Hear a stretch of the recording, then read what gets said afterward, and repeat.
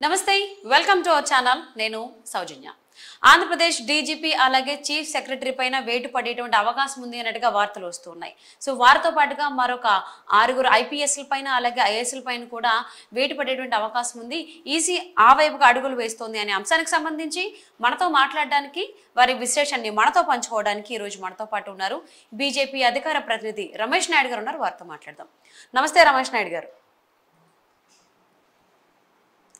AP CS పైన DGP పైన వేటు పడేటువంటి ఛాన్స్ ఉంది అటువైపుగా ఎన్నికల కమిషన్ అడుగులు వేస్తోంది అనే దానికి సంబంధించి మీరు ఏ విధంగా అభిప్రాయపడుతున్నారు వేటు పడేటువంటి అవకాశానికి అవకాశం ఇచ్చినటువంటి వ్యక్తులు ఎవరు ఆ నేపథ్యం ఏంది అనేది మనం చర్చించాలి సహజంగా ఉన్నత స్థాయి అధికారులుగా వీళ్ళందరూ కూడా వ్యవహరిస్తున్నటువంటి తీరు ఏదైతే ఉందో అది ఒక పార్టీకి తొత్తుగా వ్యవహరిస్తున్నారు ఒక నేపథ్యాన్ని దృష్టిలో పెట్టుకొని వాళ్ళ యొక్క ప్రాపకం కోసం నిరంతరం శ్రమిస్తున్నారు అనేటువంటి విషయం ప్రతి ఒక్క పౌరుడు చెవులు కొలుపునేటువంటి దుస్థితి ఈ స్థితి ఎప్పుడు రాలేదండి ఎన్నికలు అంటే మన ప్రజాస్వామ్యానికి ఒక రకమైనటువంటి పట్టుగొమ్మలు ప్రజాస్వామ్యం పరడవిల్లాలి అంటే ఎన్నికలు సజావుగా జరగాలి ప్రజలందరికీ కూడా విశ్వాసం కలిగించాలి విశ్వాసం కలిగించాల్సిన బాధ్యత ఉన్నతాధికారులది ఎన్నికల కమిషన్ ఈరోజు ఆంధ్రప్రదేశ్ లో డీజీపీ కావచ్చు చీఫ్ సెక్రటరీ కావచ్చు వ్యవహరిస్తున్నటువంటి విధానం ఏంటి ఎన్నికల ముందర ప్రవర్తించినటువంటి తీరు మనం ఒకసారి 2-3 ఉదాహరణలు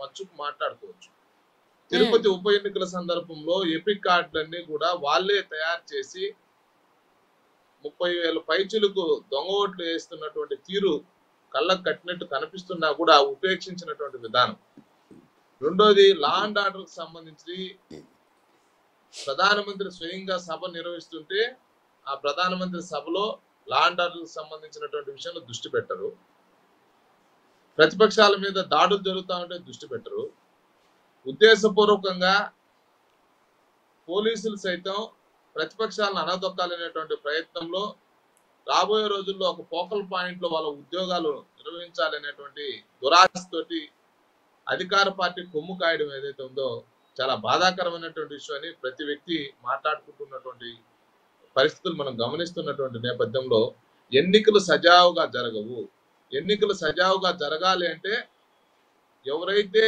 అధికార పార్టీ తోటి అంటకాగుతున్నారో వాళ్ళందరినీ తప్పనిసరిగా పంపించాలి గ్రౌండ్ ఎప్పుడు ప్లేయర్స్ అందరికీ సమానంగా ఉండాలి అధికార పార్టీకి కావచ్చు ప్రతిపక్షానికి కావచ్చు ఆ పరిస్థితి తీసుకురావాల్సిన బాధ్యత ఎన్నికల కమిషన్ది బయట నుంచి వస్తున్నటువంటి విమర్శలతో పాటు అంతర్గతంగా కూడా కేంద్ర ఇంటెలిజెన్స్ వర్గాలన్నీ కూడా తమకున్నటువంటి సమాచార వ్యవస్థతోటి ఏం జరుగుతుందో లోతుగా పరిశీలించిన పిదపే ఈ యొక్క ఆలోచన వచ్చింది ఎన్నికల కమిషన్ అని మనందరం కూడా ఆలోచన చేయొచ్చు వీళ్ళని ఎంత వీలైతే అంత త్వరగా వేటు వేస్తే గాని ప్రజాస్వామ్యబద్ధంగా ఎన్నికలు జరగవు లేకపోతే అవి తూతు మంత్రంగా జరిగేటువంటి పరిస్థితి ఒక రకంగా వ్యవస్థలకు కూడా మచ్చొచ్చేటువంటి పరిస్థితి ఒక విషయం చెప్పదలుచుకున్నా ఎన్నికల కమిషన్ ఏం చెప్పింది పింఛన్లు ఎవరైతే ఉన్నారో అవ్వాతాతలకి వితంతువులకి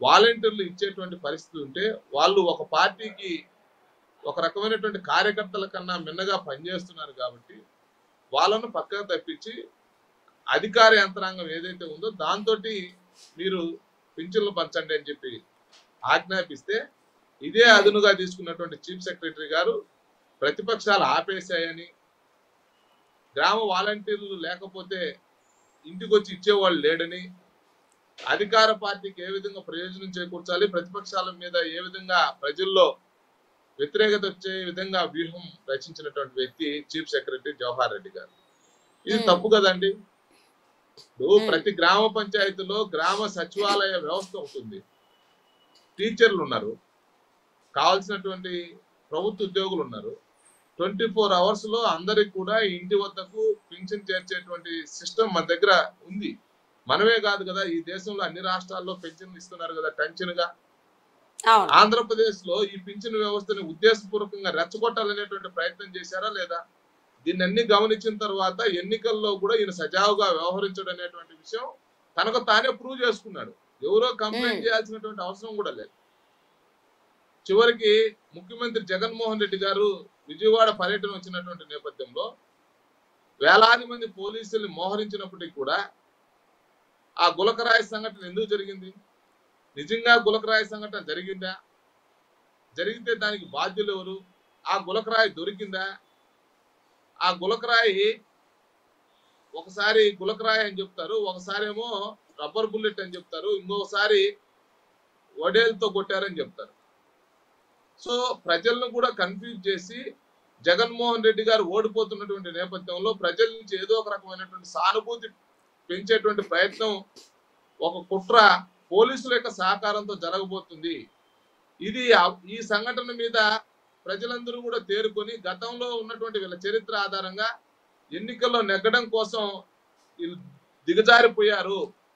దిగజారిపోయారు కాబట్టి ప్రజలందరూ కూడా దాన్ని సీరియస్ గా తీసుకోలేదు అనేటువంటి విషయం తేటతెల్లం అయిన తర్వాత తిరిగి ప్రతిపక్షాల మీద ఆపాదించేటువంటి ప్రయత్నం చేస్తున్నారు. అనామకులు ఎవరైతే ఉన్నారో బలహీన వర్గాలకు సంబంధించిన ఒడ్డెర సోదరులను ఇరికించేటువంటి ప్రయత్నం చేస్తున్నారు. సంఘటనతో సంబంధం లేనటువంటి వ్యక్తులను బలి చేయాలనుకుంటున్నారు, కోడికత్తి శ్రీను లాగా. కాబట్టి ఓవరాల్ ఎపిసోడ్ లో ఎన్నికలు సజావుగా జరగాలంటే చీఫ్ సెక్రటరీ గాని డీజీపీ గాని ఆ యొక్క స్థానంలో ఎట్టి పరిస్థితుల్లో ఒక క్షణం కూడా ఉండకూడదని చెప్పి సాధారణ ఓటర్ కోరుకుంటున్నారు. అంటే రమేష్ గారు చాలా రోజుల నుంచి కనుక మనం చూసుకున్నట్లయితే ఎలక్షన్ కమిషన్ కి వీరిద్దరిపైనే కాకుండా అంటే ఏపీ డీజీపీ కావచ్చు, సిఎస్ కావచ్చు, వీళ్ళిద్దరిపైన కాకుండా ఇంకొంతమంది ఐఏఎస్లు ఐపీఎస్ల పైన కూడా కొంతమంది కూటమి నేతలు కంప్లైంట్స్ ఇచ్చారని కూడా తెలుస్తుంది. బట్ వాళ్ళ మీద అయితే కొంతమంది అయితే వేటు పడింది కానీ బదిలీ చేశారు. కానీ సిఎస్కి జవహర్ రెడ్డి అలాగే వీళ్ళిద్దరి పైన మాత్రం అలాగే డీజీపీ పైన మాత్రం ఎటువంటి చర్యలు తీసుకున్నారు అనే దానికి సంబంధించి ఎక్కడా లేదు. మొదటిసారి అంటే బదిలీ చేసేటువంటి అవకాశం ఉంది అనేటువంటి వార్త వస్తుంది. ఇది కేవలం ఇలా వార్తల వరకే ఉండేటువంటి అవకాశం ఉందా, అమల్లో కూడా వచ్చేటువంటి అవకాశం ఉందా అనుకోవచ్చు? చూద్దాం, 48 గంటలు వేచి చూద్దాం ఏ విధమైనటువంటి నిర్ణయం వస్తుందో. నాకు మాత్రం పూర్తి విశ్వాసం ఉంది, ఎన్నికల కమిషన్ చాలా యాక్టివ్ గా పనిచేస్తుంది. తప్పనిసరిగా తప్పు చేసినటువంటి వాళ్ళకి పనిష్మెంట్ ఇస్తుంది.